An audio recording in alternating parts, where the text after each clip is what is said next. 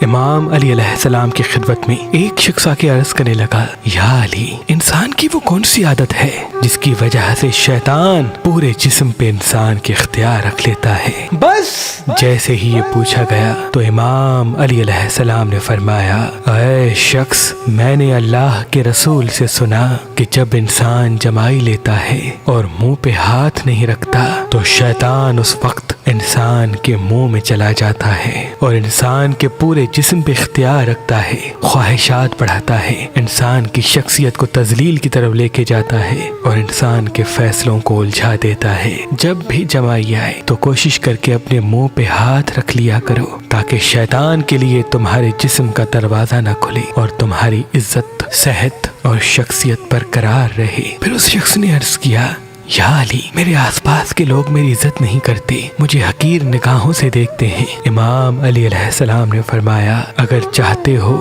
کہ لوگ تمہاری عزت کریں تو یہ 4 عادتیں اپنی زندگی میں شامل کرو کہ جب بھی نیند سے اٹھو اپنے دانتوں کو صاف کیا کرو، جب بھی گھر سے باہر نکلو اپنے بالوں کو کنگھی کیا کرو، جب بھی کسی سے ملو تو سلام کرنے میں پہل کرو، اور جب بھی کسی کو دیکھو تو مسکرا کے دیکھا کرو۔ جو انسان ان 4 عادتوں پہ عمل کرے گا تو اللہ اس کی شخصیت کو باوقار رکھے گا اور یوں آس پاس کے لوگ اس کی عزت کرنے پر مجبور ہو جائیں گے۔